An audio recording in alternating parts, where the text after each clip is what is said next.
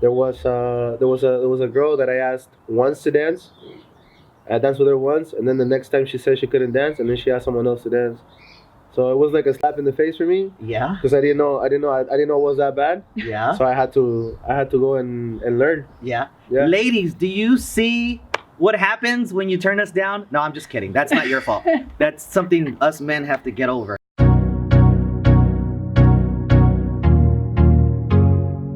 Hello everyone, my name is Edwin. I'm here with Eder and Gracielle of On2ourage.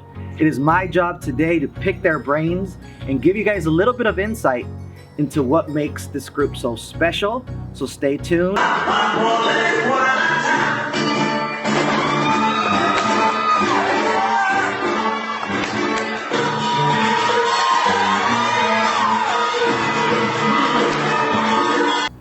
Today, to my left, your right, a true power couple in the dance community, Eder and Gracielle, directors of On2ourage.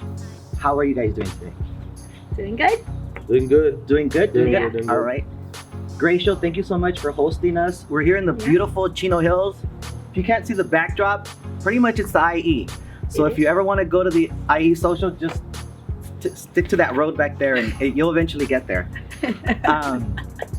So a lot of questions. I don't even know where to start, but pretty much I just want to get to know a little bit about both of you, how you guys got started in dancing, and please don't be shy. You know, maybe just like 1,000 people watch. You know. So let's get started. Ladies first. Gracielle, Okay. how did you get here? Oh, so salsa dancing. I was actually a baby ballerina jazz tap dancer. Probably around 10 years old, I got into ice skating. So I did that, and when I turned 18, I wanted to get back into dance. So I went back to my old dance studio, and they had salsa classes there.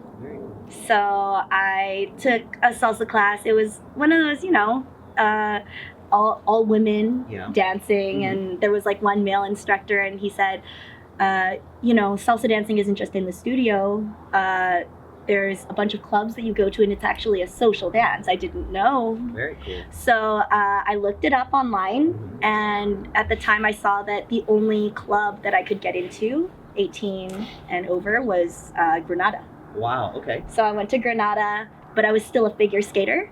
So, I continued figure skating. I would go like once every 6 months. I was one of those social dancers until I went to college. Yes. And I joined the IESocial. UCI, watch out. Shout out to UCI. What is their team name? IESocial. UCI. Okay. Yeah. Very cool. So joined IESocial. I did their competition team. And then in 2010 of June, I met Eder. And then that's 27. Yeah. Whoa, June 27, 2010. This guy knows the exact date. We're going to dive into that a little bit. Little teaser right there. Okay, but so you ended up going to Granadas and... Yeah, we met in Granada. Okay, very Yeah. cool. So, but... Out of all the places, we happen to have been actually at a couple places before. Okay. Like in the same spot, we were at the same social dancing spot. Mhm. I think once a Daily Dance Center when they were hosting a social, but then we didn't actually get to cross paths. Okay, Yeah. okay. Yeah. But did you know of her before June 27, 2010? No, Okay, okay. Yeah. So actually June she doesn't know, but I was talking to her. No, I'm just kidding. Oh, okay. So June 27, 2010, we're going to tease that out there. Keep that in mind. That might be a trivia question for you to win some passes or something. Okay. But Gracielle, okay, dancing and doing figure skating and moving on frozen water is pretty hard, right? It's pretty hard. Like I'm trying to dance and the floor is stationary. You know what I mean? Where did that transition happen? Like why? Now you see, I loved while you were in college. You were like performing in Vietnam or something like that. Yeah. And so how does that happen? Like to get to this level, like tell me a little bit more about your training. Oh, so salsa training, or you're just like from ice skating to... Yeah, from ice skating. I'm sorry, the transition. Yeah. So my favorite part of ice skating was the performance aspect. I really enjoyed the dancing. My coaches will tell you the tricks were hard for me. Yeah. So I was a competitive ice skater. I competed for the Philippines. I don't know Very if cool. you knew that. No. So I was an international competitor, and my favorite thing was just performing. And so when it was time for me to hang up my skates, I still wanted to perform. Okay. And I wanted to go back into dance, but dancing and like the jazz tap scene, it's more of like a, younger. Okay. They have like the younger competitions and stuff like that. Well, in my dance studio that I went to. And so for me, when I found out about like the social dancing, salsa, and Latin scene in general, I figured, like, this is my way to perform. Boom. Yeah. And, So you like the stage? I love this stage. All right. That's good to know. Good to know. Very, very cool. Mr. Eder. So it says Eder Yvonne on your, you already told me it's your middle name? Yeah, it's my middle name. All right. So you're just trying to throw people off, or you want people to, what's going on with that? It's one of the reasons why I like the Eder Yvonne is because my mom calls me that when she gets upset at me. Boom. There you go. So now you know where that comes from. I love it. Yeah, when she gets upset at me, I know when she's upset at me because she calls me Eder Yvonne. Yeah? Yeah. So it's So when people say Eder Yvonne, you think they're upset at you? No. Okay. I just think it's like a reminder of my mom. Okay. Yeah. So every like single time she's telling me. Behave, pretty much. Yeah. Behave. I like that. Yeah. I like that. So Eder. Yeah. You have been dancing for quite some time now. Yeah. And you have your team, you do your shows and that sort of thing. But how did it all start out? Were you like in the womb, like dancing? Or did mama who calls you Eder Yvonne when she's upset, does she got it in her soul too? Well, yeah. Okay. You could say that, but where my upbringing in the scene, you could say takes it back to the days of Tijuana's in Irvine. Tijuana's in Irvine is a non-existent club now. Yeah. But it's a club that used to be, I think the night that used to be run was on a Tuesday night by Rudy Zales and Royalty Salsa back in the day. Shout out to Rudy. Yeah. And then so wait, what year is this so people get some perspective? It was about year 2008. I was introduced in college in 2007. I was taking a class from Mike Figueroa, who was actually running the class at the Santa Ana College. Okay. But what happened was I didn't even take any classes, and I had gone to the club and visited maybe like a few times before, but I was always just watching and monitoring. And there was a girl that I asked once to dance. I danced with her once, and then the next time she said she couldn't dance, and then she asked someone else to dance. So it was like a slap in the face for me. Yeah. Because I didn't know it was that bad. Yeah. So I had to go and learn. Yeah. Ladies, do you see what happens when you turn us down? No, I'm just kidding. That's not your fault. That's something us men have to get over. But one of your probably person that has influenced your dancing, Rodrigo, I had the privilege of interviewing him. He says 9 out of 10 guys get into salsa dancing, into dancing in general, to meet girls. Yeah. True. And I would say that was true for me too. And it's kind of crazy. But so continue. But I didn't do it to meet girls. I did it because one girl said no to me. Dancing. Boom. That's why. Wait. Okay. So you're talking about why you decided to take it so seriously and get better. Okay. Yeah. Okay. That's one of the reasons why. So I was taking a class at Santa Ana College. I think it was a beginner class with Mike Figueroa, which I think at the time, I don't know if you know Rick Jimenez from Umambo. Yeah. He was also like substituting for him every now and then whenever Mike couldn't make it, and that's how I met Rick back in the day. Okay. And then there was also 2008 towards maybe a Halloween party thrown at Club One Studio down in Costa Mesa. Okay. By Castro Long Beach. I met Pepe Gonzalez. That guy's awesome. Yeah, Pepe was pretty much my first choreography instructor. Okay. You could say that in OC with Melómanos, and my friend David, who was another Peruvian. He was like, let's go take class over there with Pepe. And I was like, all right, let's go. So I went just on an adventure, and then I tried it, and I stuck with it. And then I noticed that my social dancing started getting better. I went to Tijuana's again, and then I met a friend named Courtney Elizabeth, who now lives in New York.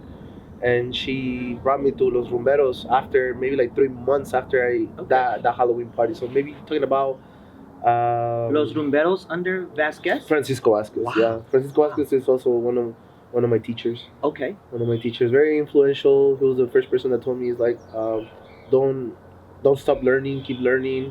Very cool. Took me 2008 was my first 2009. 2009. Was my first performance with Los Rumberos dance company, and I was in Rumba Rumberos, which was the intermediate, the student team pretty much. Okay. And you can see me there. I'm dancing there, and then until maybe when was this? I was there probably for about a year and a half, and then on and off until I joined Alma Latina later in 2010. Okay. About the same timeline when I met Gracielle later, but I was already in Alma Latina. Okay. Yeah. So at the time you met Gracielle, you were already very serious about your dancing. Yeah. Okay. I was on and off. At that time, I wasn't really going into it yet, but I was about to honestly quit salsa dancing. Wow. When I met her, but Beto was the one that kept on going on with the movement for Beto On2. Rojas? Beto Okay, Rojas. So okay. if you know, back in the day, we used to go to after Alma Latina practice, which happened on Sundays. Okay. And Stevens was on Sundays. When the main ballroom on Sundays used to be pure salsa. The main ballroom. The main ballroom. Okay, that must have been a while back. Yeah, back in 2009. I mean, there is footage all over YouTube about all the people, like with him sharing, the footwork. Very cool. That we do, and he shares a lot of his passion with it. So I really like his energy, and then Beto introduced me pretty much to what came to be Los Anormales. Later, I was about to quit dancing, like I'm telling you. Okay. But then I met Rodrigo, and I really liked the way he viewed dancing. Okay. Had a different perspective. So when Beto introduced you to Rodrigo, what year was that? 2012 maybe, and then they said that's the first time I saw him at a congress. Okay. 2010 or 2012 or 2011. Okay. I believe. I somewhere around there. I think they came and performed their Guajira con Tumbao number. Okay. Pretty famous one. Rodrigo and Selena were doing that number. Let me cut you off right there. I'm Yeah. really sorry, okay? You're starting to get into all your influences, and we'll definitely get there shortly.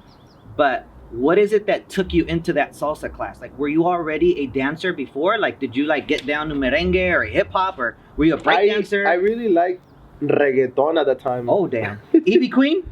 Yeah, Ivy Queen. Oh, damn. Don Omar? I don't know. I don't know if you know the old school reggaeton with, the snare in the back, that and the gunshots. Oh, damn. This guy, he's bringing it way, way back. So, yeah, when everything that they used to talk about was just really, I don't know, really not proper for radio. Yeah. Not proper for radio. Not proper for radio, bro. So you would have been a reggaetonero had you not gone into salsa? Yeah.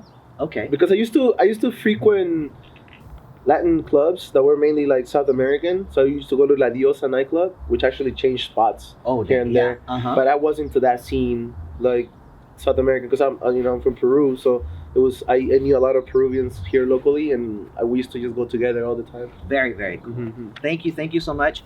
Part of the lightning round, we're gonna ask him who he prefers right now, either Bad Bunny or Maluma. So stay tuned for that. Or maybe Ozuna. But None of those? Okay, Bad Bunny. Okay, El Conejito Malo. Yeah. All right. Well, thank Shout you out so to much. the Sonic. No, just kidding. Shout out to Sonic. There you go. If you're watching this, shout out to you, brother. Okay, so thank you so much for sharing how that all happened. Now we want to know about this team that has pretty much taken over SoCal, right? There's a few really key On2 teams, right, in SoCal, and you guys are definitely on the forefront of that. How has that happened? Well, first let's go into how did the name Entourage come? Okay, so I had this discussion. Yeah. I think we have a group chat actually, or a little, not necessarily, there wasn't WhatsApp yet. We were just doing Facebook groups. MySpace? No, not MySpace. That's way back. No, but Prodigy or AOL. it's very important because once Anormales you could say my cycle with a normales ended was when Selena took off Okay. and moved to New York. So what happened? What happened was a couple guys told me, hey, you should start this. I would join you if you did this, and they were like pretty much doing this to me, poking me. Hey, come on, let's do this. Come on. A couple of them, I can name them. I mean, they know who they are, and I'm gonna name them. You probably seen and know some of them.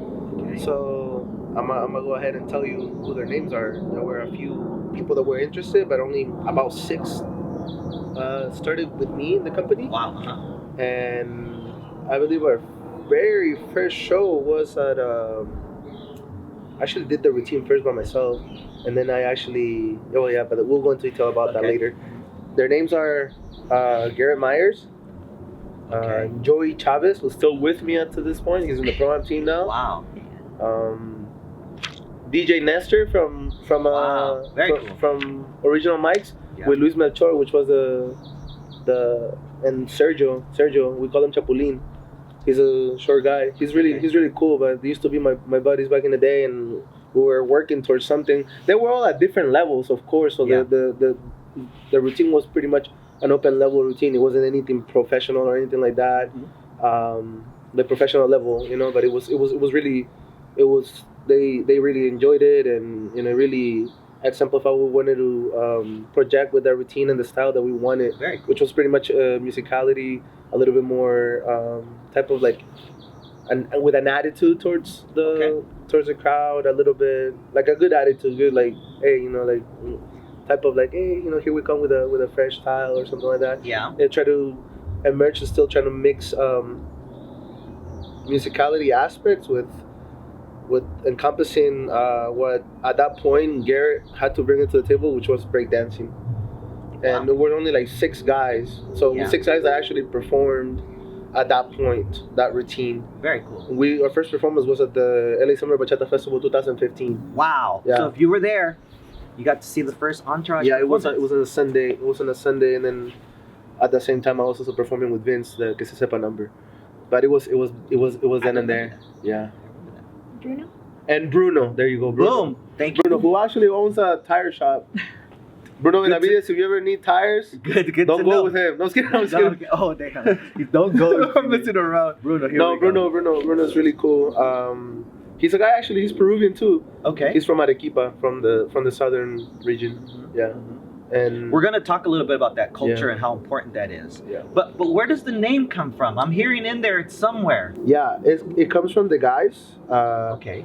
We had a little group chat, and it started going from name to name, and it actually had 2 names. And I said, no, I just want one name. It started going like from Mambo to like Vicious, but there was only like a one Vicious to Mambo company before. Yeah. No, there was a company before called I think run by like Joey Brava, I think back in the day.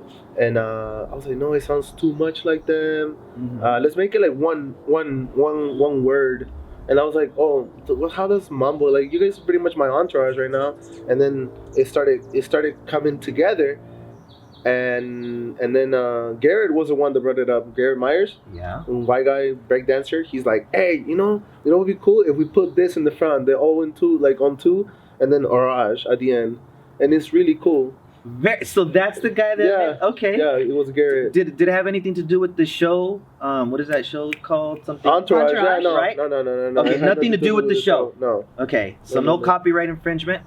But Entourage. So Gary, you said? Garrett Garrett Myers. Shout out to you, Garrett, for coming up with that, because that name is clever.